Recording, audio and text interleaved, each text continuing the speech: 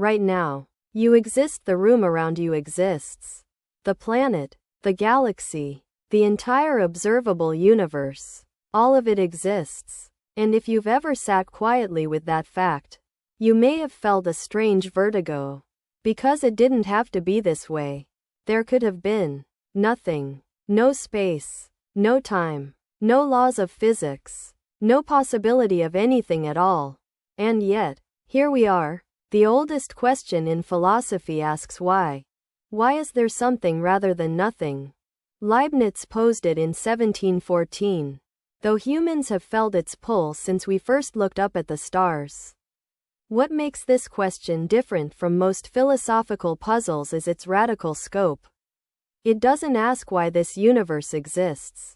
It asks why anything exists at all, including the principles that might generate a universe, including the questioner themselves. The first instinct is to reach for a cause. Something created the universe. But then, what created that something? You get an infinite regress. A ladder with no bottom rung. Or you posit a self-causing entity. Something that contains the reason for its own existence within itself.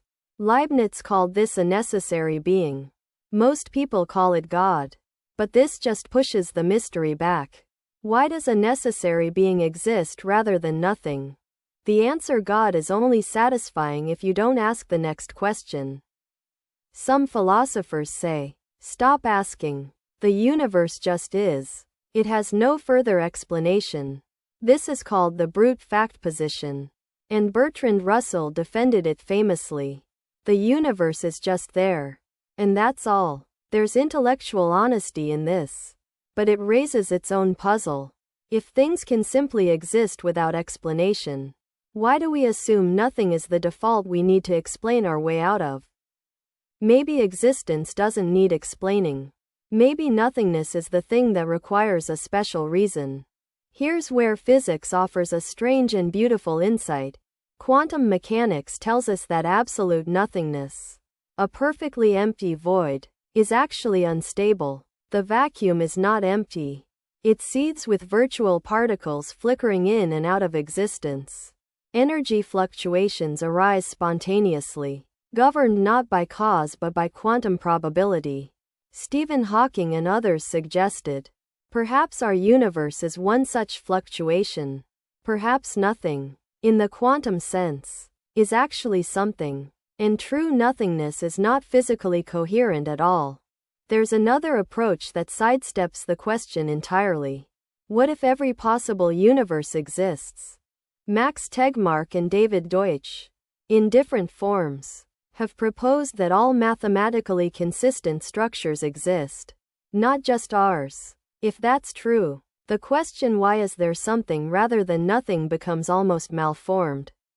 Nothing would be just one possible state among infinitely many, with no special reason to be favored.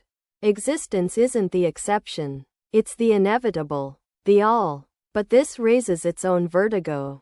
If everything exists, why does this one feel so specific, so contingent, so ours? The anthropic principle offers a partial answer. Among all possible worlds, we can only find ourselves in one that permits observers to exist, a universe with no stars, no chemistry, no complexity, would have no one in it to ask why.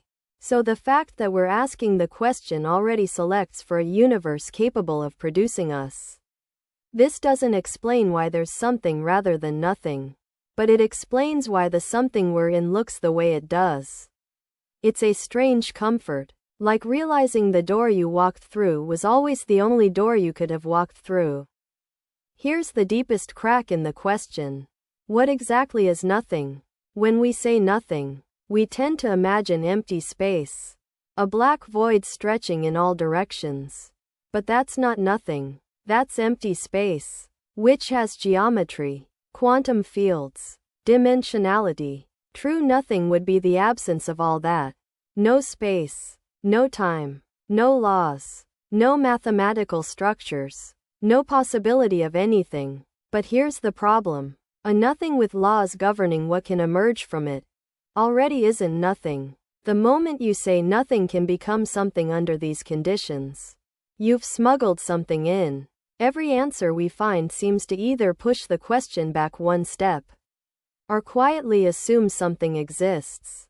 The quantum vacuum exists. Mathematical structures exist. God exists. The laws of logic exist. Something always sneaks in, which suggests the question may be pointing at a genuine limit, not of intelligence, but of the kind of explanations our universe allows. To explain existence, you need something, but then existence isn't explained. It's assumed. We may have reached the floor, and the floor is the question itself. There's a version of wisdom that doesn't demand answers, only honesty about what the question is doing to you. Why is there something rather than nothing won't be resolved in a lecture, or a paper, or a prayer, but sitting with it genuinely, feeling its weight, does something. It makes existence feel less ordinary, less like a background condition and more like an ongoing astonishment.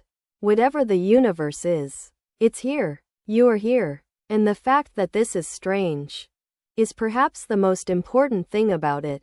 This is the big questions. Next time, free will.